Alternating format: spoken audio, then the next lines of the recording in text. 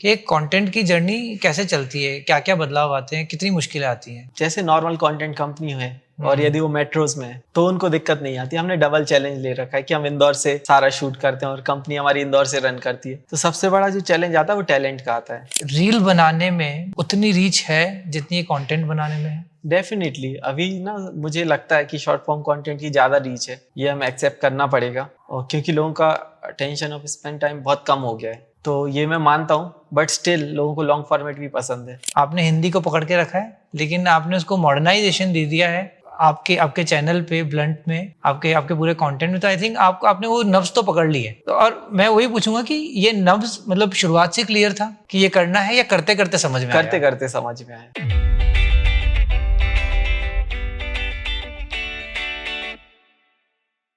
नमस्ते दोस्तों, मेरा नाम है मनोज अडवाणी। मैं आप सबका स्वागत करता हूं वाणी विद अडवाणी के एक और नए एपिसोड में, पावर्ड बाय मंचेक्स। अगर मैं आपसे कहूं कि एक ऐसा मीडिया हाउस है जो बड़े बड़े ओटीटी प्लेटफॉर्म्स के लिए सीरीज बनाता है, एक ऐसा मीडिया हाउस है जो बड़े बड़े ब्रांड्स को मार्केटिंग में हेल्प कर रहा है, तो आपको लगेगा मैं किसी दिल्ली, बॉम्बे या बैंगलोर बेस्ड मीडिया हाउस की बात कर रहा हूँ। जी नहीं, मैं बात कर रहा हूँ द ब्लंट मीडिया हाउस, जो कि बेस्ड है इंदौर में। और आज हम मिलने वाले द ब्लंट के को फाउंडर अंबर वर्मन से और जानेंगे कि कैसे उनके अंदर का कलाकार जागा और कैसे उन्होंने अपने सफर की शुरुआत करी। चलिए शुरू करते हैं।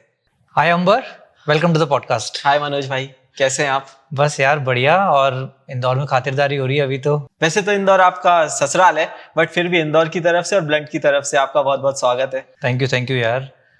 अब मैं ब्लंट को थोड़े टाइम से देख रहा हूँ, फॉलो कर रहा हूँ।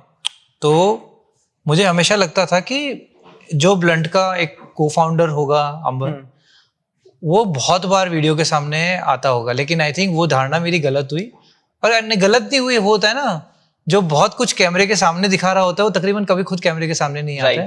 और ये वही आपके साथ हुआ है शायद। मतलब मैंने आपको ढूंढने की कोशिश करी थी कि यार मुझे कोई ना, होता है ना कि यार मैं जिसको गेस्ट बुला रहा हूँ, कि वो कैसे बात करता है, क्या बात करता है, थोड़ा सा कॉन्टेक्स्ट मिल जाए। टू माई सरप्राइज आप मुझे कहीं वीडियो पे नहीं मिले। वैसे मेरा ये पहला पॉडकास्ट है तो मतलब मैं इसको अपना सौभाग्य मानूंगा। यार आपके साथ वाइब मैच होती है, ऐसा लगता है कि बड़े भाई से बात कर रहे हैं। अरे यार बहुत बहुत धन्यवाद। बाकी चलो नहीं, अब बातें तो उसी के लिए हम लोग आज हैं। तो अंबर, हम लोग है ना जब मीडिया की बात करते हैं, प्रोडक्शन की बात करते हैं ना, तो वही एक टिपिकल माइंडसेट आता है कि यार ये मीडिया कुछ काम करना है ना तो बॉम्बे में करेंगे, दिल्ली में करेंगे, बैंगलोर में करेंगे। मैंने नहीं सोचा था कि इंदौर में सागर का एक लड़का एक मीडिया हाउस बनाएगा, मीडिया पे काम करेगा। थोड़ा सा पीछे लेके चलो कि शुरुआत कैसे हुई। मतलब आई एम श्योर कि वो बचपन से कहीं ना कहीं कीड़ा रहा होगा। शुरुआत कैसे हुई, थोड़ा सा उसके बारे में बताओ। तो मनोज भाई, कहानी शुरू हुई थी 5th क्लास से। अच्छा। 5th क्लास का 1 जुलाई थी, स्कूल का पहला दिन था, और पहले दिन एक लड़की आई स्कूल में तो उसी पे ना टोटल घायल हो गया मैं। और मुझे लगा कि अब मैं क्या करूं इसको इम्प्रेस करने के लिए। पढ़ाई में मैं उतना अच्छा था नहीं, बॉडी मेरी हमेशा से ऐसी है, स्पोर्ट्स में भी मैं बड़ा खराब था। तो फिर क्या हुआ कि मैं सरस्वती शिशु मंदिर में पढ़ा हूँ। तो वहां पर बौद्धिक प्रतियोगिताएं होती हैं। तो बौद्धिक प्रतियोगिता में एक ऐसे नाम लिखे होते बोर्ड पे कि क्या क्या हो रहा है। प्रश्न मंच था, उसमें गीत गायन था, और एक चीज थी स्वरचित कविता। तो मुझे लगा कि यार ये कुछ आसान है, शायद इसको मैं कर सकता हूँ। तो मैं गया टीचर के पास, मैंने बोला कि इसमें पार्टिसिपेट करना है। तो उन्होंने मुझे बोला कि बंदर पे कुछ कविता लिखो। बंदर पे? अच्छा। और वो ठीक होगी तो हम अपने स्कूल से तुम्हें सिलेक्ट कर लेंगे। तो फिर मैंने बंदर पे 4-5 सेंटेंस लिखे अलग अलग, और लास्ट के वर्ड उनके राइम करा दिए, और वो मैंने उनको सुनाया। कुछ याद है? हाँ, वो ऐसा कुछ था, बंदर मामा हम सबके प्यारे मामा, ऐसे करके मैंने 4-5-6 लाइन लिख दी। और उनको लगा कि ये सही है, तो उन्होंने मुझे सिलेक्ट कर लिया। तो मुझे लगा कि यार लोग कितने गधे हैं, वो लोग इसको क्रैक क्यों नहीं कर पाए। इतनी आसान चीज है। मतलब कविता लिखना आपको लगा तो बहुत ही आसान काम है। बहुत आसान चीज है मुझे लगा। अच्छा। तो फिर उन्होंने मुझे सिलेक्ट कर लिया अपने स्कूल से। तो वो प्रतियोगिता ऐसे होती है कि पहले जिला स्तर पर होती है, फिर संभाग स्तर पर होती है, फिर प्रांत स्तर पर होती है। तो मैं एक एक करके तीनों जीत गया। अच्छा। तुक्के में। तो मुझे लगा यार ये तो बहुत ही गजब चीज हो गई है। तो उसके बाद फिर वो मुझे हर साल भेजने लगे स्कूल की तरफ से। तो मैं जाता गया। तो ऐसा था कि मैं 12th तक कविताएं लिख रहा था। अच्छा। उसके बाद मुझे कहीं से पता चला कि उस लड़की को शाहरुख खान पसंद है। अच्छा, अभी तक उस लड़की को प्रस्ताव दिया गया कि नहीं दिया नहीं गया? दिया गया, बस मतलब 5वीं से 12वीं तक उसको बहुत हद तक आइडिया भी नहीं है। और आप उसको इम्प्रेस करने के हाँ। चक्कर में कवि तो बन चुके हो। कवि बन चुका हूँ। मतलब 7 साल बीत गए, हाँ। आप अच्छे कवि बन गए, लेकिन वो प्रस्ताव अभी तक नहीं हाँ। गया है। तो 12th के बाद क्या हुआ कि हमने सोचा इंग्लिश की कोचिंग करते हैं, तो इस इंग्लिश की कोचिंग में वो लड़की भी आई। हाँ। तो वहां पर मुझे पता चला कि उसको शाहरुख खान पसंद है। अच्छा। तो उसके बाद क्या हुआ कि जो एंट्रेंस होता है इंजीनियरिंग का, उसमें उसके थोड़े से कम मार्क्स आए थे, मेरे थोड़े से ज्यादा आए थे। तो मैं इंदौर आ गया पढ़ाई करने के लिए, वो सागर में रह गई। तो फिर मुझे पता चला कि यार शाहरुख खान पसंद है, तो मुझे क्या करूं मैं, तो मैं देखता रहता था। तो उस साल My Name Is Khan movie आई थी। अच्छा। तो दैनिक भास्कर रेड एफएम ने एक कॉन्टेस्ट कराया था, प्यार को सलाम। तो उस कॉन्टेस्ट में ये था कि आपको अपनी लव स्टोरी लिख के भेजनी थी, और अच्छा। जो सिलेक्ट होते तो उनको शाहरुख खान से मिलने का चांस था। बहुत सही। तो मैंने अपनी लव स्टोरी भेजी वहां पर लिख के। पहली बार मैंने लिखा जो 5th से 12th तक किया था, जितनी भी बेवकूफियां हुई थी, तो वो सारी लिख के उनको भेजी। हाँ। तो फिर 10 लोगों को चांस था, तो उनमें से एक मैं था। अच्छा। तो अब मैंने उसको कॉल किया कि उसकी फ्रेंड को मैंने बुलवाया कि यार मैं शाहरुख खान से मिलने जा रहा हूँ, तो तुम उसको बोल दो कि वो भी चाहे तो आ सकती है मेरे साथ। शाहरुख खान तो उसको लगा कि कैसी बकवास कर रहा है ये आदमी, कुछ ही बोल रहा है। तो अच्छा, वो आपने संदेश पहुंचाया? हाँ संदेश, बट कुछ बात नहीं बनी जी। बट मैं शाहरुख खान से मिला, मुझे ऑटोग्राफ मिला, मुझे माय नेम इज खान का कप मिला, टी शर्ट मिली, फोटो आप बॉम्बे गए थे? नहीं, वो इंदौर आए थे। अच्छा, वो इंदौर आए थे। हाँ, पहले ये जो मैरियट है, पहले फॉर्च्यून लैंडमार्क था। जी जी जी। तो फॉर्च्यून लैंडमार्क में वो आए हुए थे, तो यहाँ पर वो सब कुछ हुआ। अच्छा। तो फिर जो ऑटोग्राफ था, फिर वो मैंने भिजवाया कि देखो हम मिले थे। कि हम मिले थे। फिर उसके बाद वो मानी? हाँ, कुछ टाइम हमारा चला थोड़ा बट बहुत ज्यादा नहीं चल पाया यार, क्योंकि एक तरफा था वो यार मुझे कुछ टाइम जो चलाना, उसमें जो मासूमियत थी मैं समझना चाहता हूँ वो कुछ टाइम कितना टाइम था। मैं तो मासूम ही था लेकिन वो मासूम नहीं थी। कोई अब बेवकूफ होता है तो उसको बोलने का सोफिस्टिकेटेड वर्ड मासूमियत है, तो मैं थोड़ा तो बेवकूफ था कि आप वो काफी सारी चीजें करी। अच्छा। बट मुझे लगता है कि कई बार जो रियलिटी होती है फिक्शन से ज्यादा अनबिलीवेबल होती है, तो मेरी वैसी रियलिटी है, और शायद उसी की वजह से मेरे पास इतनी सारी स्टोरीज हैं जो मैं कह पाता हूँ। हाँ, और मुझे ये लगता है कि कहीं ना कहीं कुदरत का भी एक बहाना था ना। जैसे कहते हैं कि हनुमान जी को पता ही नहीं था कि उनकी ताकत क्या है। सही बात है। जब वो समय आया तो उनको बहुत झंझोड़ा गया कि भाई तो उड़ सकता है। तो आई थिंक आप में भी कहीं ना कहीं वो छुपा हुआ कवि हमेशा से था, लेकिन शायद ना घर वाले पहचान पा रहे थे, ना स्कूल वाले पहचान पा रहे थे। आपको एक मौका मिला कि यार मुझे एक लड़की पसंद है और अब मुझे करना है उसको इम्प्रेस। तो आपको वो मौका मिला कि अपनी एक छुपी हुई आर्ट को बाहर निकालने का। राइट। और आई थिंक मेरे को शायद वो लड़की का नाम पता भी नहीं, मैं पूछूंगा भी नहीं और मैं जानना भी नहीं चाहता, लेकिन मैं खुद अब शायद मैं उसको थैंक यू बोलूंगा, या जो भी ब्लंट के व्यूअर्स एंड सब्सक्राइबर्स है वो भी शायद उसको अब उनको पता चलेगा कि एक लड़की की वजह से आज एक इतना बड़ा चैनल, एक इतना बड़ा मीडिया हाउस, सही और बात है, इतनी कहानियां हैं। बिल्कुल। तो मेरा यही मानना है कि जो भी करो तो शिद्दत से करना चाहिए। मैं जो भी कर रहा था एक तरफा प्यार था, बट वो शिद्दत से था, तो उसके बाय प्रोडक्ट मुझे राइटिंग मिली जी, और फिर राइटिंग से शिद्दत से प्यार किया, तो अब मुझे बाय प्रोडक्ट ब्लंट मिला। ब्लंट मिला। नहीं यार, और बहुत जो ही भी मैं बढ़िया कर पा रहा हूँ उसी की वजह से कर पा रहा हूँ। सही यार। तो अंबर, एक तो होता है जो हम लोग इंडस्ट्री में बात करते हैं, एक होते हैं कि हम लोग स्कूल कॉलेज में जो छोटी मोटी स्किल करते हैं। जैसे आप स्कूल कॉलेज में बच्चे बहुत कुछ करते हैं, कोई गिटार बजाता है, कोई गाना गाता है, कोई क्रिकेट भी खेलता है, लेकिन वो जो स्किल्स होती हैं वो इस तरह की स्किल्स नहीं होती कि उनमें से आप अपना रोजिंदा जीवन निकाल सको। आप क्रिकेट भी खेलते हो, लेकिन वो क्रिकेट नहीं होता जो इंटरनेशनल खेला जाता है। तो जब आप कविताएं लिख रहे थे, सब कुछ हो रहा था, उसको यहाँ तक लाने में, ब्लंट तक लाने में, कि भाई उससे एक पूरा मीडिया हाउस खड़ा किया जा सके, वो पॉलिशिंग के बीच की जर्नी में क्या क्या हुआ, कहाँ गए आप? और मैं इसलिए पूछ रहा हूँ क्योंकि अभी भी ना स्कूल कॉलेज में बहुत लड़के लड़कियां अलग अलग उनके पास आर्ट होती है, अलग अलग स्किल्स होती हैं, बिल्कुल, लेकिन या तो कई बार वो हार मान लेते हैं, उनको लगता है नहीं इस स्किल से हम अपना जीवन व्यापन नहीं कर सकते, वो छोड़ देते हैं। राइट। तो इसलिए मैं आपसे पूछ रहा हूँ कि आपने एक तो उसको पकड़ के रखा, और जितना मैं आपको थोड़ा बहुत जानता हूँ, आपने अपने करियर में वही स्टेप्स लिए जिससे आपको ये कला और निखरती जाए, और एक दिन वो स्टेज आ जाए या एक दिन वो पड़ाव आ जाए कि अब उसको आप करियर के रूप में एक्सपैंड कर पाए। थोड़ा उसके बारे में बताइए कि कॉलेज खत्म हुआ, क्या हुआ, कहाँ आपने काम किया? तो कॉलेज खत्म हुआ, मुझसे राइटिंग छूटी थोड़े टाइम के लिए, क्योंकि मैंने इंजीनियरिंग कर ली थी। अच्छा। उसमें लग गए थे बहुत सारे पैसे, तो मेरा ये था कि यार अब इतने पैसे लग चुके तो थोड़ा तो कुछ करना चाहिए मुझे। हाँ अभी मैं डायरेक्ट राइटिंग में नहीं कूद सकता हूँ क्योंकि मम्मी पापा के ऑब्वियसली बहुत सारे पैसे लगे हैं और मैं थोड़े से हम्बल बैकग्राउंड से आता हूँ। जी। तो उसके बाद मैंने कुछ टाइम एंड्रॉइड में जॉब की, अच्छा। एंड्रॉइड डेवलपर रहा। उसके बाद मैं फाइनेंस में गया। तो फाइनेंस में एक टाइम के बाद ना मुझे कोडिंग में मजा नहीं आ रहा था बिल्कुल भी। तो मैंने सोचा था मैं कुछ भी करूंगा बट कोडिंग नहीं कर रहा हूँ। तो मुझे फाइनेंस में जॉब मिली, तो मैं भिंड में रहा हूँ। अच्छा। तो भिंड बड़ा थोड़ा सा डेडली एरिया माना जाता है, तो वहाँ कुछ टाइम जॉब की। और फिर क्या था कि मेरा जनवरी में प्रमोशन होने वाला था। तो मुझे, और मैं बहुत टाइम से प्लान कर रहा था कि मुझे जॉब छोड़ के राइटिंग में जाना है। मैं यही सोचता था कि किसी दिन मैं लिखूंगा और उससे मुझे पैसे मिलेंगे तो कितना मजा आएगा, भले वो कम पैसे होंगे। तो फिर प्रमोशन से 1 महीने पहले मैंने जॉब छोड़ दी। और ये कौन सी जॉब कर रहे थे आप? मैं असिस्टेंट मैनेजर था मतलब किस फील्ड में? फाइनेंस। ट्रांसपोर्ट में। अच्छा। ट्रांसपोर्ट फाइनेंस था वो। जी जी जी तो कमर्शियल व्हीकल्स फाइनेंस करते थे जी। तो मैंने जॉब छोड़ दी और उसके बाद मैं इंदौर आया। तो इंदौर आया तो प्लान ये था कि मैं बॉम्बे जाके स्ट्रगल करूंगा। तो मैं यहाँ आया था कुछ दिन चिल करने की, 1 आध हफ्ते अपने दोस्तों के साथ चिल करता हूँ, उसके बाद बॉम्बे जाऊंगा। तो सुपर सोर्सिंग वाले मयंक सर, आप जानते हैं उनको। जी जी जी। तो मयंक मयंक और सर अदिति। ने, उनका उस दिन शायद 2nd एनिवर्सरी थी या कुछ था उनका इवेंट अच्छा। उनके ऑफिस में। तो उनका ऑफिस शेखर सेंट्रल में था उस टाइम पर।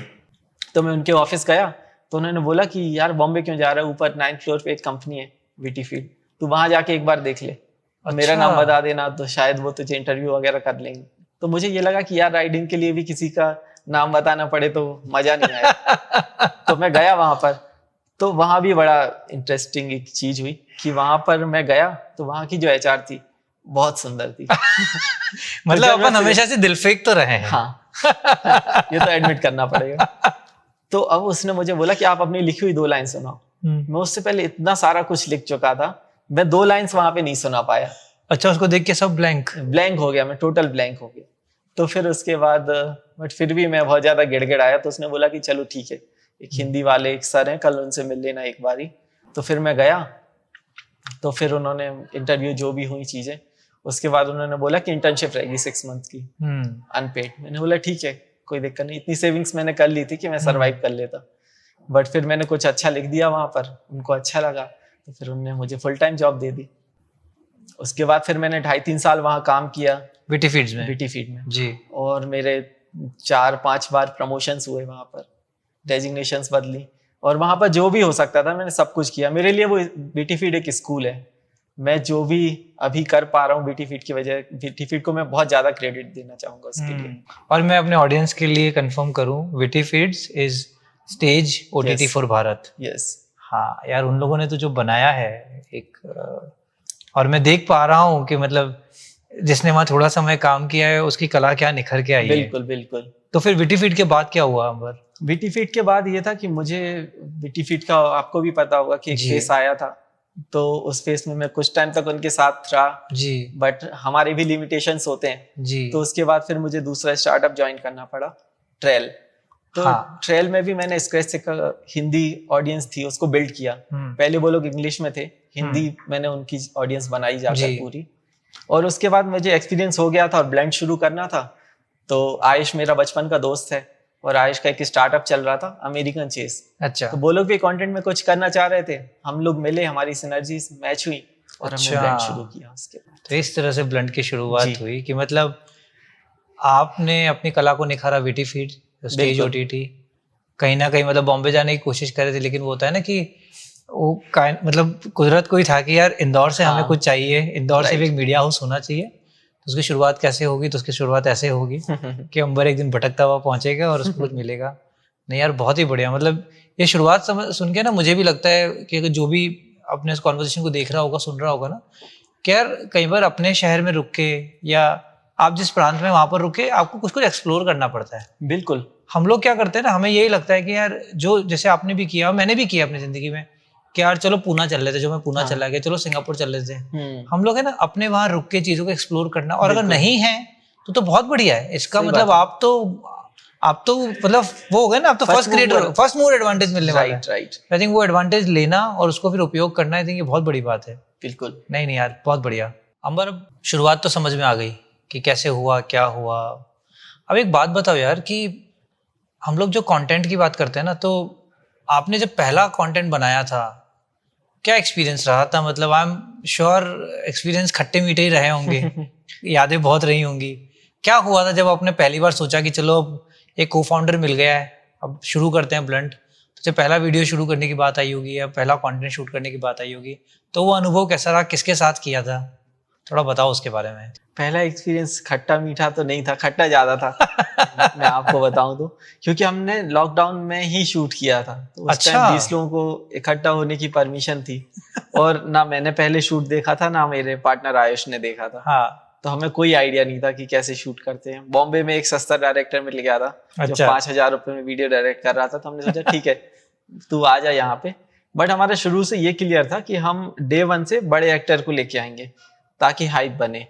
हम वो नहीं चाहते थे कि हम एक छोटा एक्टर लाके प्रमोशन में पैसे खर्च करें। जी जी। तो ये हमारी स्ट्रेटेजी हमेशा से रही है। और ये अच्छी स्ट्रेटेजी है। हाँ, जो हमारे लिए क्योंकि आप अगर स्टार्टिंग में एक एक्टर के नाम पे या एक्ट्रेस के नाम पे आप पैसा डाल दो, और स्पेशली अगर वो एक अच्छा कलाकार है, तो आई थिंक आप मार्केटिंग में काफी पैसा बचा लेते हो। बिल्कुल जी।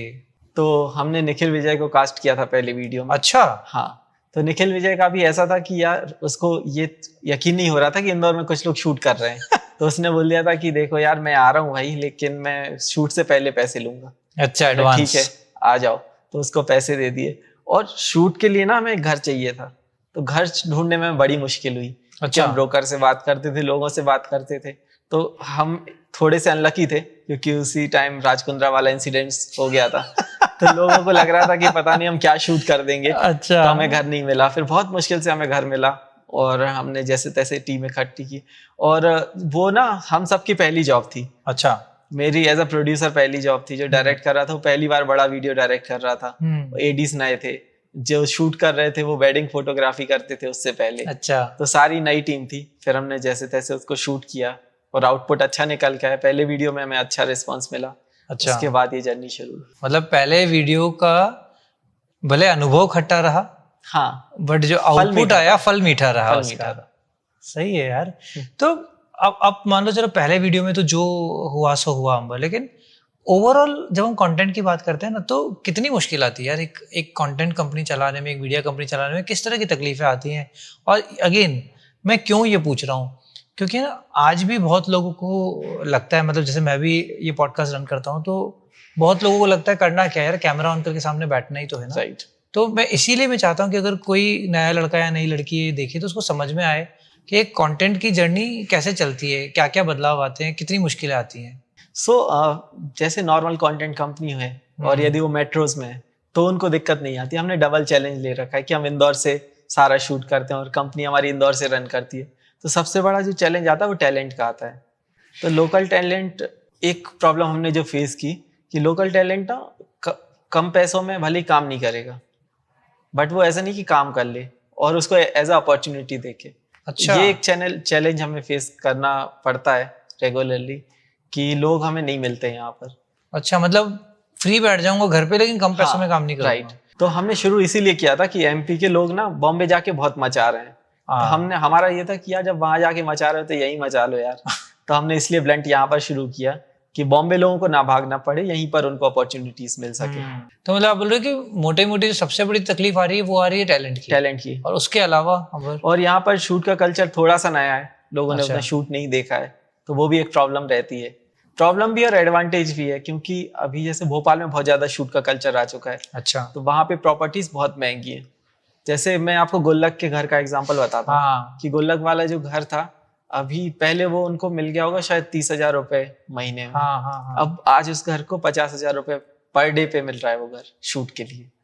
ये इतना बड़ा चैलेंज आ गया। और इंदौर में भी हालांकि इसको एडवांटेज की तरह ले सकते हैं, यहाँ पर उतना कल्चर नहीं है, फेवर में बहुत सारी चीजें हो जाती हैं। तो आप कह रहे हो अगर ज्यादा शूट होगा तो क्या लोगों को समझ में आ जाएगा कि यार ये तो पैसा बना रहे हैं इससे। राइट। तो वो हर चीज की रेंटल वैल्यू बढ़ जाएगी। अच्छा, लेकिन आपके लिए भी ब्लेसिंग इन डिस्गाइज हो रहा है। हाँ, सही है यार।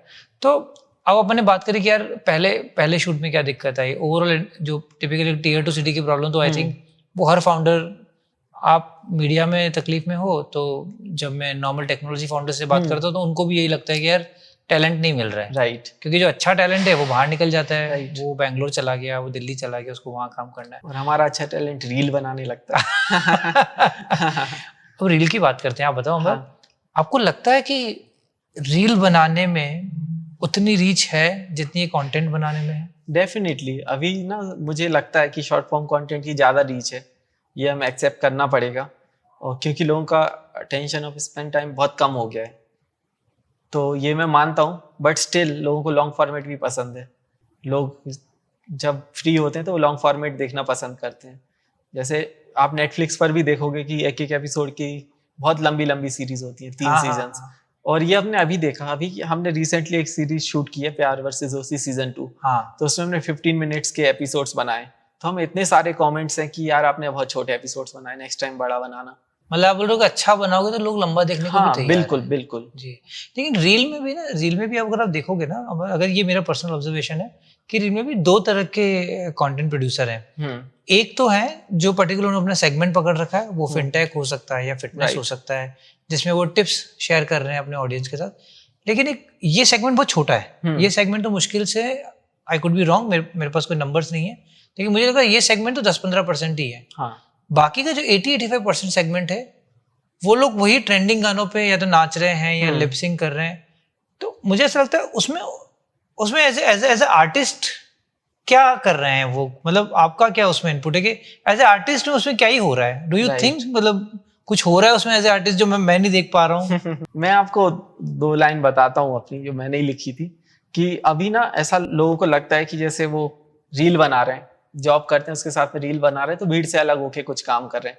बट एक्चुअली वो भी एक भीड़ बन चुकी है। तो उसी को लेके 2 लाइन्स थी कि बढ़ती आबादी के आलम में ऐसा हाल हो गया है, भीड़ से अलग चलना भी अब भेड़ चाल हो गया है। वाह। तो मुझे लगता है कहीं ना कहीं अब वो भी एक भेड़ चाल बन गया है।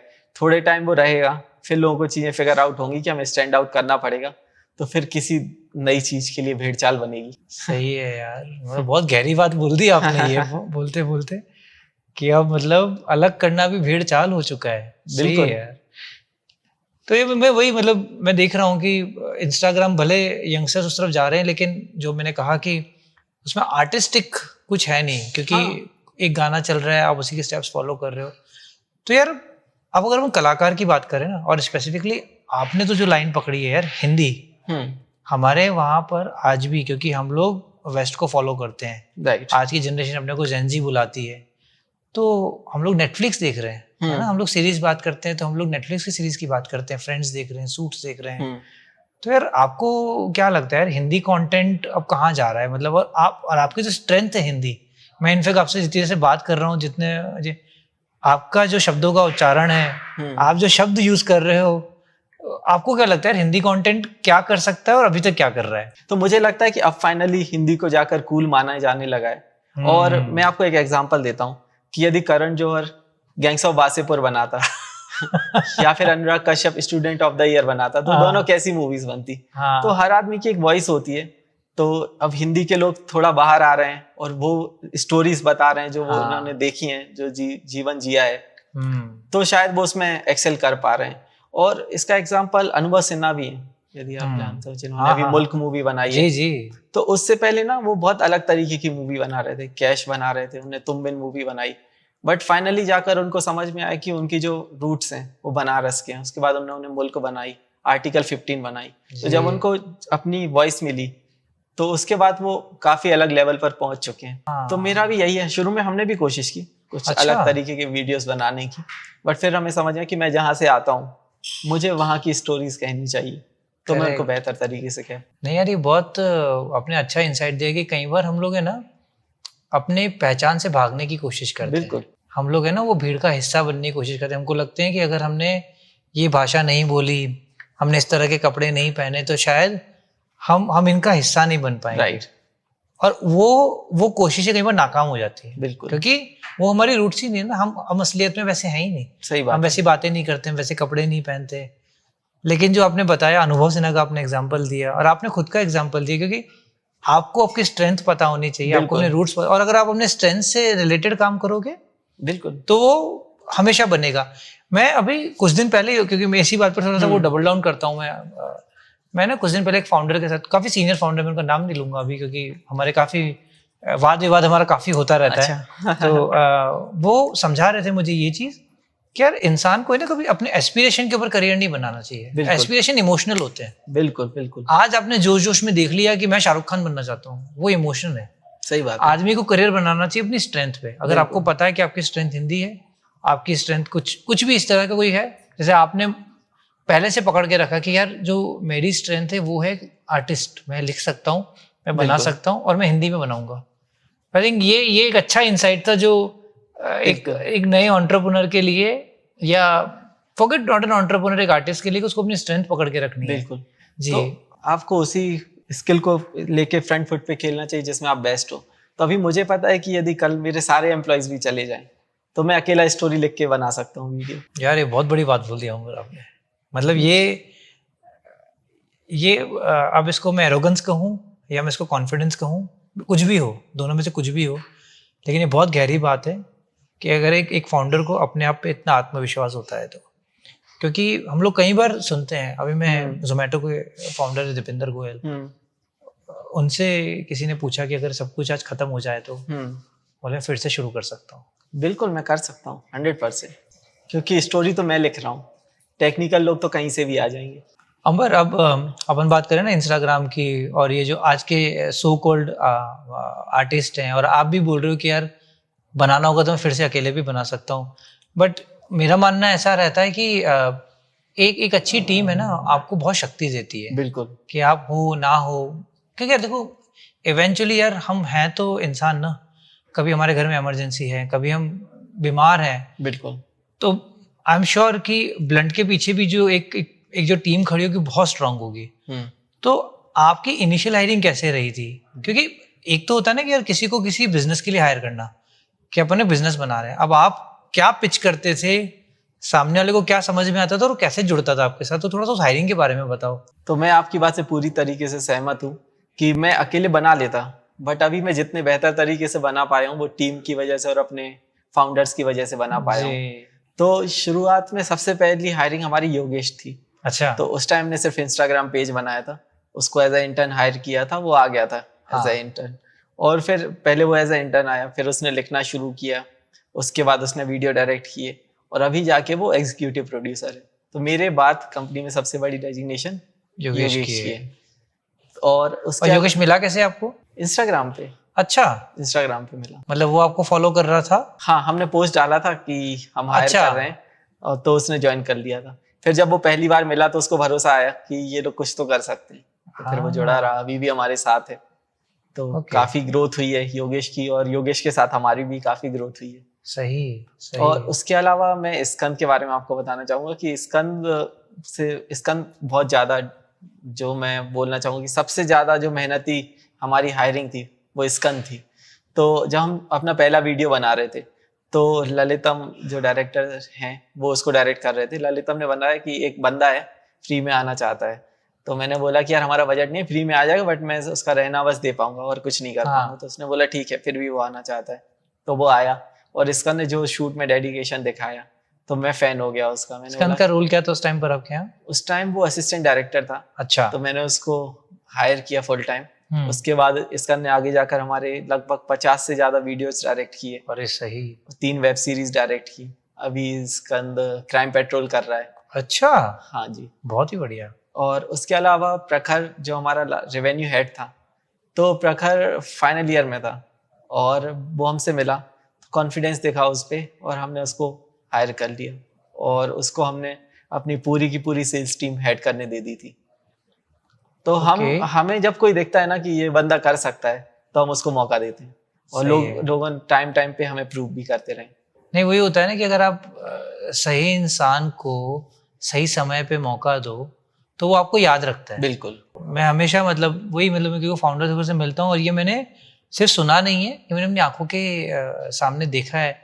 अब हमारे सूरत की एक फाउंडर है नमन, अब नमन वो देख रहा होगा तो नमन बोलेगा यार तो मेरा नाम हर जगह लेता है तो मुझे, और हम नमन की ये कहानी हर जगह सुनाते हैं, क्योंकि नमन हम जो फाउंडर कम्युनिटी है हम लोग सूरत में, नमन उसमें हमारा एक सितारा है। अच्छा। हाँ, नमन एक सितारा है हमारे लिए, हम उसको ऐसे ही मानते हैं कि हम में से हम जब भी किसी इस तरह की टेक्निकल प्रॉब्लम में फंसते हैं ना, प्रोडक्ट टेक्निकल, तो नमन को हम पहला फोन लगाते हैं। अच्छा। अब हम लोग नमन की कहानी जब सुनते हैं तो नमन ब्लॉग राइटिंग किया करता था। हाँ, शुरुआत में जब ज़्यादा लोग ब्लॉग नहीं लिखा करते थे, ये जो 2010 का जो 11, 12, 13 के टाइम पे जो ज़्यादा लोग ब्लॉग नहीं लिखा करते, उसका ब्लॉग एक दिन कुणाल शाह ने पढ़ लिया, जो हमारे क्रेड और फ्री चार्ज के फाउंडर हैं। पता वो फ्री चार्ज के लिए हायरिंग कर रहे थे। अच्छा। हाँ, और कुणाल शाह ने उनका ब्लॉग पढ़ा होगा और उन्होंने जो है नमन को रीच आउट किया कि नमन आप हमारे लिए काम कर सकते हो। नमन को था क्या ही कर रहा हूँ, कुछ तो कर ही लूंगा, कोई टेक्निकल कंपनी है बॉम्बे बेंगलोर में बैठे हैं, बना लेंगे। उसने जो है कुणाल शाह को, he was one of the first few hires in FreeCharge. Okay. तो मतलब होता है ना, जब पहले फ्यू हायर्स में हो तो जब वो कंपनी को आप बड़ा होने में आपका जब हाथ है तो आप भी बड़े बन रहे हो साथ। बिल्कुल सही बात। तो जब कंपनी एक्वायर हो गई, बट ऑफ विस ईसॉप थे, पैसा भी बनाया, पैसे से ज्यादा बनाई वैल्यू। कि जब नमन ने अपनी कंपनी शुरू करी तो उसका पहला इन्वेस्टर कौन बना? कुणाल शाह। अरे क्या बात है। तो जब आप टेबल पे जाके बताते हो ना कि यार आज मेरी कंपनी है और मेरा इन्वेस्टर है कुणाल शाह, तो आप सोचो बहुत फर्क पड़ता है। और ये शुरुआत ऐसे नहीं हुई कि उसने कुणाल शाह को पिच किया, ये शुरुआत होती है 10 साल पहले, 8 साल पहले। राइट। ये नहीं समझते। आज मैं बहुत लोगों से बात करता हूँ, काफी सारे यंगस्टर्स जो स्टार्टअप फाउंडर्स होते हैं या एंटरप्रेन्योर बनना चाहते हैं, जॉब में आना चाहते हैं, मुझे हर कोई पूछता है ना कि शुरुआत कैसे करें। हर कोई ये बेसिक सवाल होता है कि आप क्या करूं, मैं कैसे करूं। और मैं उनको ये कहता हूँ यार हो सकता है ना किसी और की जर्नी का हिस्सा बन जाओ, बहुत सही है ना, आप उसको बड़ा बनाने में मदद करो। और अगर वो बड़ा बन गया ना और वो अच्छा इंसान है तो देख लेना वो फिर तुम्हें बड़ा बनाएगा में ना कसर नहीं छोड़ेगा। सही बात है। लेकिन हम ये नहीं समझते, मतलब स्पेशली यंगस्टर्स को लगता है क्या फालतू बात है। ऐसा थोड़ी ना होता है कि मैं अपना समय उसके लिए दे दूं। अरे भाई देखे तो देख। सही बात है। उसका पुण्य तो मिलना ही मिलना है। एक तो पुण्य है और दूसरा सामने वाला और कहीं नहीं शायद अच्छा इंसान ना हो, शायद गिल्ट में मदद कर दे वापस आपकी। सही बात है। वो यार आपकी अपनी पीठ पे आपको बैठा के तैरना सिखा देता है। हाँ। फिर आप तैरो अकेले। क्यों नहीं। तो मैं ये आपने जो बताया ना कि आपने इनिशियल डेज में लोगों को सिर्फ भरोसा देखकर हायर करा है, और आपने जो एग्जांपल दिया स्कंद का वो तो क्राइम पेट्रोल तक पहुंच गया, जो यार एटलीस्ट अपने एक नॉर्थ रीजन में एक बड़ी सीरीज मानी जाती है। तो आई थिंक ये चीज समझना जरूरी है नए लड़कों को कि जरूरी नहीं कि डे वन से अपने को अपना बनाना है। कोई बना रहा है उसके साथ हो जाओ, हो सकता है उसका बड़ा बन जाएगा तो वो अपने को बड़ा बनाने में मदद कर ही देगा। बिल्कुल सही है यार ये। अब हम लोग अब बात कर रहे हैं अगेन यार, थोड़ा सा हम वापस आर्ट की तरफ चलते हैं। थोड़ा सा हम लोग यार वो होता है ना एक फाउंडर माइंडसेट और स्टार्टअप की बातें करते हैं तो हम लोग एंटरप्रेन्योर और हायरिंग की बातें करने लग जाते हैं। यार एज अ इंडिविजुअल अमर, आप किन कलाकारों को फॉरवर्ड करते हो? मतलब आप किनको फॉलो करते हो आप? मैं इम्तियाज अली का बहुत बड़ा फैन हूँ। अच्छा। और उसके अलावा हिंदी यदि लिटरेचर की बात करूँ तो अभी मुझे फिलहाल दिव्य प्रकाश दुबे बहुत ज्यादा पसंद है। अच्छा। और उसके अलावा मैं हरिशंकर परसाई को बहुत ज्यादा पसंद करता हूँ। अच्छा। तो अभी फिलहाल मैं इनको बहुत ज्यादा पढ़ता हूँ। अच्छा। और अभी रिसेंटली मैंने वो बुक पढ़ी है द हिडन हिंदू। अच्छा। बहुत अच्छी बुक है अक्षय गुप्ता जी और किस बारे में बताया गया उस किताब में? उसके बारे में 8वें चिरंजीवी के बारे में बताया गया। अच्छा। बहुत इंटरेस्टिंग बुक है। तो मतलब आप सिर्फ आर्ट बना नहीं रहे हो, आप साथ में कंज्यूम भी कर रहे हो, और कंज्यूम भी अच्छा कंज्यूम कर रहे हो। क्योंकि कहते एक इंग्लिश में एक कहावत है, अगेन यार वो कॉर्पोरेट से आता हूँ ना, तो वही कहावत हमने सुनी हुई है, कहते हैं रबिश इन रबिश आउट। राइट। जो अंदर जाएगा वही बाहर आएगा। और आप क्योंकि ऐसे कलाकारों को फॉलो करते हो तो कहीं ना कहीं ये सारे प्रतिबिंब आपके कंटेंट में नजर आते हैं। बिल्कुल। क्योंकि आप अगर समझोगे ही नहीं कि एक बड़ा आदमी कैसे सोचता है, कैसे लिखता है। सही बात है। जैसे विद ऑल ड्यू रिस्पेक्ट, मेरे को आपके जितना मुझे ज्ञान नहीं है कंटेंट का। अरे लेकिन कैसी बात कर रहे हैं, आपकी फिलॉसफी मैंने सुनी है। लेकिन मैं आपसे पहले भी कह रहा था कि मैं कुमार विश्वास जी का बड़ा फैन हूँ। जब 2006, 7, 8 में हम कॉलेज से निकले तब हमें लगता था कि कविताएं बोरिंग होती हैं। राइट। और हम कविताओं के बारे में ज्यादा बात भी नहीं करते थे। स्टेज पे जब कभी प्रोग्राम होता था, अगर कोई प्रोफेसर कविता सुना दे तो हमें लगता था भाई ये इससे ज्यादा बोर इंसान नहीं हो सकता दुनिया में, क्या कर रहा है ये। इसको मंच दिया गया इंजीनियरिंग कॉलेज का और ये पुरानी कविताएं सुना रहा है। लेकिन जब हमने पहली बार कुमार विश्वास को सुना, कोई दीवाना कहता है, तब समझ में आया यार कविता इस तरह से भी सुनाई जाती है। तो मुझे लगता है कि आर्ट को अगर तरीका बदल दिया जाए, जो आप कर रहे हैं, आपने हिंदी को पकड़ के रखा है लेकिन आपने उसको मॉडर्नाइजेशन दे दिया है। बिल्कुल। आपके चैनल पे ब्लंट में आपके पूरे कंटेंट में, तो आई थिंक आपने वो नब्ज तो पकड़ ली है। बिल्कुल। तो और मैं वही पूछूंगा कि ये नब्ज मतलब शुरुआत से क्लियर था कि ये करना है या करते करते समझ में आया? करते करते समझ में आया। अच्छा। क्योंकि पहले हम कुछ और बनने की कोशिश कर रहे थे, फिर धीरे, जैसे हमने अभी बात की, धीरे धीरे समझ में आया कि हम जिन रूट से आए हैं हमें उन्हीं पर फोकस करना चाहिए। कुमार विश्वास की पोएट्री सुन के तो हम भी बहुत रोए। अंबर, अपन है ना कितनी भी कला साहित्य की है ना वो बातें कर लें तो सुनने में अच्छी लगती हैं, बट वही एंड ऑफ द डे घर चलाना है। सही बात है। तो अब बताओ यार, ब्लंट में पैसा बन रहा है? पहला क्वेश्चन, बन रहा है तो कैसे बन रहा है? क्योंकि एक मीडिया हाउस में जो इनिशियल डेज में जिन भी बच्चों को मीडिया का शौक होता है उनको शायद नहीं पता होता है कि पैसा बनेगा नहीं बनेगा, उनके लिए हॉबी हो जाती है। राइट। लेकिन आपने हॉबी को करियर में चेंज किया है, तो पैसा कैसे बन रहा है, कितना बन रहा है नहीं पूछूंगा मैं, क्योंकि आई थिंक वो पूछना गलत हो जाएगा। क्योंकि मुझे पता है कि मैं जब खुद का पॉडकास्ट कर रहा हूँ तो एक कलाकार के लिए शुरुआती दिनों में पैसे से ज्यादा होता है कि भाई कला सही से बाहर आनी चाहिए। राइट। तो थोड़ा सा बिजनेस मॉडल बताओ यार ब्लंट का, कि क्या बिजनेस मॉडल है और कैसे काम कर रहा है अभी सब कुछ? पैसा बन रहा है, अच्छा। बट बहुत ज्यादा नहीं बन रहा है अभी। ठीक है, बट आगे जाकर डेफिनेटली बनेगा। वो तो मतलब हमारी शुभकामनाएं आपके साथ हैं, क्योंकि हम तो चाहते हैं कि पैसा बने ताकि और कंटेंट बने, ताकि हम देखें और फ्लॉन्ट कर पाए कि हम भाई फाउंडर को जानते हैं जो ये बनाता है। थैंक यू भाई जी। तो जैसे बिजनेस मॉडल की बात करूं जी। तो एक हमारा रेवेन्यू सोर्स यूट्यूब वीडियोस है जी। तो यूट्यूब वीडियोस पे हमेशा एक स्पॉन्सर होता है। हम कोशिश करते हैं कि हर वीडियो पर एक स्पॉन्सर हो। बहुत ही बढ़िया। राइट। उसके अलावा हमारी OTTs के साथ ZEE5 के साथ जैसे हमने टाई अप किया हुआ है, तो हमारे 2 शोज जा चुके हैं, प्यार वर्सेस दोस्ती और फालतू इंजीनियर्स। उसके बाद अभी 3 शोज और पाइपलाइन में। उसके अलावा जो मेन रेवेन्यू सोर्स हमारा जो बनने वाला है वो OTT शोज बनने वाले हैं। ओके। तो जो OTT शोज बनते हैं, अगेन मैं थोड़ा सा आउटसाइडर हो सकता है मेरा क्वेश्चन आपको बहुत ज्यादा लेमन लगे, लेकिन जब OTT के साथ आपका टाई अप होता है तो क्या OTT आपको कंटेंट के लिए पैसे देता है? वो दोनों तरीके से होता है। एक तरीका ये होता है कि आप पहले शो बना लो, ठीक है, उसके बाद OTT को ले जाकर आप बेचो। और एक केस ये होता है कि यदि उनको स्टोरी पसंद आ गई तो वो आपको एक बजट दे देते हैं जिसमें आपको शो बनाना होता है, और वो बजट एक बार में रिलीज नहीं होता। उसके कुछ स्टेप्स होते हैं कि इतनी स्टोरी पे आपको इतना बजट मिलेगा, उसके बाद ऑन फ्लोर जाने पर इतना मिलेगा और कंप्लीट होने के बाद इतना बजट मिलेगा। ओके। तो ये एक प्रोसेस होती है जो काम करती है। ओके। उसके अलावा अभी हम लोगों ने अपना एडविंग शुरू किया है। अच्छा। ठीक है। तो उसमें एक स्टार्टअप है जिसके साथ 7 मंथ से हम लोग रिटेनरशिप में हैं। तो उनकी परफॉर्मेंस, मार्केटिंग, सब कुछ हम देख रहे हैं। अच्छा। और मुझे बहुत अच्छा लगेगा ये बताते हुए कि उनका जो बिजनेस है हम लोगों ने 10x कर दिया है 7 मंथ्स में, क्योंकि आप उनका एडवर्टाइजमेंट वाला सेगमेंट हैंडल कर रहे हैं, उनके परफॉर्मेंस तो उनके लिए कंटेंट क्रिएट करने से लेके लीड्स लाने तक का सारा काम हम लोग देख रहे हैं। बहुत ही सही यार। ये तो मतलब एक आप क्या बोलते हैं आर्ट में एक पूरा एक नया सेगमेंट डाल दिया, क्योंकि आपको समझ है कंटेंट की। राइट। और स्टार्टअप वाले को तो किसी भी ब्रांड को कंटेंट तो चाहिए। बिल्कुल। तो लेकिन ये करने से आपका जो ओरिजिनल, क्योंकि ये क्या हो रहा है, ये कंटेंट आप किसी और के लिए बना रहे हो, वो उसका कोई स्पेसिफिक प्रोडक्ट हो रहा है। तो ये करने में जो आप जो करना चाह रहे हो उसमें ये नहीं हो रहा है कि एफर्ट कम ज्यादा हो, क्योंकि इंसान के पास होते तो फिर वही 24 घंटे साथ देना। राइट। तो उसमें कमी आ रही है कहीं, कि जो आप अपने लिए करना चाहते थे ब्लंट के लिए, उसमें कहीं कमी आ रही है? हम हायरिंग हमेशा ऐसी करते हैं कि जैसे मान के चलिए हमने एडिटर हायर किया जी, तो हम कोशिश करते हैं कि हम ऐसा एडिटर हायर करें जिसको सिर्फ जिंदगी में एडिटिंग करनी हो, एडिटिंग उसका पैशन हो।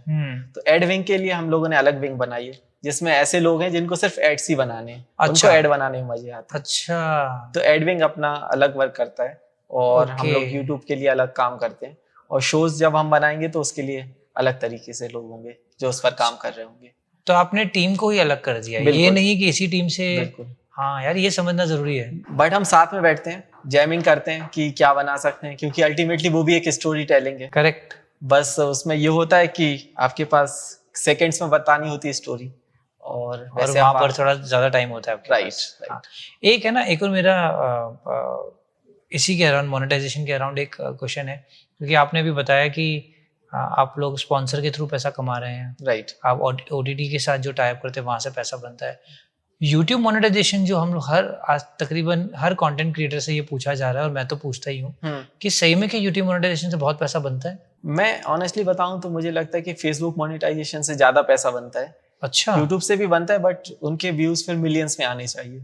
हमारा जो पैसा बनता है वो स्पॉन्सरशिप से बनता है, कि जैसे हमने काफी अच्छे ब्रांड्स के साथ काम कर रखा है, जैसे बियर्डो हो गया, जीवा हो गया, कॉइनस्विच हो गया जी। तो इस तरीके के ब्रांड्स के साथ हमने काम किया है जो हमें एक ठीक ठाक अमाउंट दे देते हैं कि हम वीडियो बना पाएं और उसमें से थोड़ा उसमें थोड़ा सा बचा लें। राइट अच्छा, आप बोले यूट्यूब मोनेटाइजेशन से बेहतर है फेसबुक मोनेटाइजेशन, राइट और सबसे बेटर है कि आपका कंटेंट इतना बेहतर हो जाए कि कि आपको आप स्पॉन्सर स्पॉन्सर मिल जाए। बिल्कुल सही है यार, मतलब तो मतलब मैं ये समझने का एक कारण था कि हम लोग जब कंटेंट की तरफ जाते हैं ना, तो समझ में आना चाहिए कि यार इसमें बिजनेस कैसे बनेगा। बिल्कुल यार, अभी तो रील बना के भी लोग पैसे बना ले रहे हैं। यदि रील भी है हाँ। आपके पास तो इतनी सारी इन्फ्लुएंसर मैनेजमेंट कंपनीज हैं कि हाँ। यदि आपके 10,000 फॉलोअर्स भी हैं तो भी वो हाँ, आपको कुछ नहीं तो एक प्रोडक्ट तो आपको फ्री में मिल जाएगा। एक प्रोडक्ट तो फ्री में मिल ही जाएगा। राइट, और करेक्ट। जैसे जैसे फॉलोअर्स बढ़ते जाएंगे आपको पैसे भी मिलने लग जाएंगे। तो अमर है ना, अभी तक हमने कोई पूरी बात करी है ना, ब्लड की शुरुआत कैसे हुई, कैसे आपका एक स्कूल की मोहब्बत से लेकर आप ब्लंट के को-फाउंडर बन गए, और कैसे आपने हायरिंग करी, क्या आपकी रुचि रही टुवर्ड्स हिंदी जिसको आप अभी तक लेके चल रहे हो, आपने मोनेटाइजेशन के बारे में बात करी। अब आगे क्या हो रहा है ब्लंट में, आने वाले दिनों में क्या होने वाला है, हम आपसे क्या एक्सपेक्ट कर सकते हैं कि और किस तरह का कंटेंट बनने वाला है, मतलब अगले 6 महीने, 1 साल, 2 साल में क्या है पाइपलाइन में? पाइपलाइन में अब हमारा फोकस लॉन्ग फॉर्मेट्स पे है। आने वाले समय में आपको कुछ बहुत अच्छे शोज देखने मिलेंगे ब्लेंड की तरफ से। अच्छा। साथ में हम कुछ बड़े ओटीटी प्लेटफॉर्म्स पर आपको देखने मिलेंगे, अच्छा, और साथ में हम कुछ बहुत अच्छे ब्रांड्स के लिए एड्स बना रहे होंगे। तो वही मतलब पहले से लेके अभी तक में क्या बदला है? तो पहले से अभी तक ना बहुत सारी चीजें बदल गई हैं। पहली चीज तो ये हो गया कि मुझे और अच्छे से चीजें फिगर आउट हो गई कि कैसे वीडियो बनाते हैं। पहला वीडियो जो हमने बनाया था तो हमें ऐसा लगता था कि बाहर हम शूट कर ही नहीं पाएंगे, अच्छा। और अभी ऐसा हो गया कि हम 80% शूट बाहर करते हैं। और उसके अलावा ये हो गया कि टीम बड़ी हो गई है, हम लोग मैच्योर हो गए हैं, स्टोरीज हमें ज़्यादा अच्छे से समझ में आ गई कि क्या चलता है क्या नहीं चलता है। तो ये सारी चीज़ें बदली हैं और टीम हमारी बड़ी हो चुकी है। हाँ, लोगों का भरोसा हम पे बढ़ा है। वो तो ज़रूरी है यार, मतलब लोगों का प्यार बढ़ा है आप लोगों के लिए। बिल्कुल। अंबर, अब है ना, हम लोगों ने जब सारी बातों की बात करी तो मुझे बताओ यार, as a individual, as a artist, as a entrepreneur, आपकी मेजर लर्निंग क्या रही है, be it from the professional life या बीट जिन लोगों से आप मिले हो, मतलब ऐसा क्या आपको लगा है कि यार ये मैंने एक बहुत सही चीज़ सीखी है जो आप अपने अपने से छोटे आर्टिस्ट या अपने से छोटे एंटरप्रेन्योर्स को बताना चाहते हो? ऐसी ये क्या ऐसी कौन सी मेजर लर्निंग रही है आपकी? मेरी सबसे बड़ी लर्निंग मुझे लगता है कि यही रही कि आपको टीम बहुत वाइजली बनानी चाहिए, क्योंकि आपकी टीम आपको युद्ध हरवा भी सकती है और जिता भी सकती है। यदि आपकी टीम में विभीषण है तो आप हार जाओगे, और हनुमान जी है तो जीत जाओगे। तो ये मेरी लर्निंग रही है, क्योंकि बहुत सारी चीजें हुई जो हमने खराब करी वो भी लोगों की वजह से हुई, और जो हमने बहुत अच्छा किया वो भी लोगों की वजह से हुआ। हाँ, मतलब आपकी टीम सबसे बड़ी स्ट्रेंथ होती है। हाँ, वो आपकी स्ट्रेंथ और वीकनेस दोनों हो सकती है। एग्जैक्टली। अगेन में ना, वो एक कॉर्पोरेट में एक और कहावत है हाँ कि अगर हम जो कड़ी की बात नहीं करते, एक कड़ी से दूसरी कड़ी हाँ जुड़ी होती है, तो कॉर्पोरेट में हमेशा हमको सिखाया जाता था कि you are as strong as your weakest link. Right जो आपका सबसे कमजोर आदमी होता है ना टीम में, बस आप उतने स्ट्रांग है। राइट अगर आप मान लो, आप अगर एक तैराक का ग्रुप है, जो आपका सबसे कमजोर आदमी है, वो मान लो 1 ही मिनट तैर सकता है बस, तो आप पूरी टीम को सम अप कर लो, वही है। सही बात तो है। आपको सबको साथ लेके बिल्कुल। चलना जरूरी है। तो जो आपने कहा कि एक अच्छी टीम आपको जितवा सकती है, और एक अच्छी टीम आपको अ, जीता हुआ युद्ध हरा सकती है, बिल्कुल हरवा सही बात सकती है। सही बात है यार। है। तो अमर, आई थिंक मैंने नहीं सोचा था कि मैं जब इंदौर सेगमेंट करूँगा सीज़न 3, तो मेरे दिमाग में हमेशा ही था कि है ना, मैं टियर 3 टियर 2 से स्टार्टअप फाउंडर्स की कहानी सुनाऊंगा। Not in my wildest dream, मेरी लिस्ट में नहीं था कि जब मैं इंदौर पहुंचूंगा तो मुझे एक बहुत ही बेहतरीन मीडिया हाउस के फाउंडर के साथ बैठ के मुझे बात करने का मौका मिलेगा। सो अंबर, थैंक यू सो मच कि मैंने आपको इनवाइट किया, आपने मेरा इनविटेशन एक्सेप्ट किया, आप आए, बैठे, आपने अपने सारे एक्सपीरियंसेस मेरे साथ शेयर किए हैं, और मेरे को मतलब बहुत भरोसा है कि जो इस एपिसोड को देखेगा सुनेगा ना, उसको समझ में आएगा कि यार आप जिस कला में निपुण हो उसे धंधा बनाया जा सकता है, और अपने शहर से बनाया जा सकता है, बिल्कुल। जो सबसे इम्पोर्टेंट है। सो अंबर, थैंक यू सो मच। मेरी पूरी टीम वाणी विद अडवाणी की तरफ से आपको और पूरी ब्लंट टीम को बहुत बहुत शुभकामनाएं। अभी तक आपने जितने झंडे गाड़े, और मैं आगे भी आपको शुभकामनाएं दूंगा कि यार आप और अच्छा काम करते जाओ, फटाफट बढ़ते जाओ, आपके सब्सक्राइबर्स बढ़ते जाएं, आपका मोनेटाइजेशन बढ़ता जाए, तो हमको देख के खुशी होगी, और हो सकता है उससे देख के हमको भी कुछ सीखने को मिले कि यार अच्छा कंटेंट ऐसा बनाया जाता है। Thank you so much Manoj भाई, आपसे मिलके मैंने इतने छोटे से टाइम में बहुत कुछ सीखा। आपकी जो फिलोसफीज हैं उनसे मुझे आगे भी बहुत ज़्यादा मदद मिलेगी चीज़ों को रन करने में। और थैंक यू सो मच। मेरा पहला पॉडकास्ट था, मुझे बिल्कुल नहीं लगा कि मैं किसी से बात कर रहा हूँ, ऐसा लगा कि एक बड़े भाई से बात कर रहा हूँ। Thank you so much Ambar and all the best. Thank you so much. दोस्तों वीडियो को एंड तक देखने के लिए बहुत बहुत धन्यवाद। ये कहानी एक और जीता जागता उदाहरण है कि टियर 2 से भी बनाया जा सकता है। उम्मीद है आपको वीडियो पसंद आया होगा और आपको बहुत कुछ सीखने को मिला होगा। आपने जो कुछ भी सीखा इस वीडियो से उसको फटाफट कमेंट्स में डाल दीजिए। जिसका कमेंट सबसे अच्छा होगा उसको मंचेक्स की तरफ से मिलेगा एक बहुत ही बेहतरीन गिफ्ट हैम्पर। दोस्तों जब जब आप मेरी वीडियो को लाइक, शेयर या सब्सक्राइब करते हैं मुझे प्रोत्साहन मिलता है एक और नए शहर जाने के लिए और भी नई कहानियां सुनाने के लिए। इसीलिए कोई भी कंजूसी मत रखना। तो फिर बने रहिए, देखते रहिए, सुनते रहिए Vani with Advani. Thank you very much.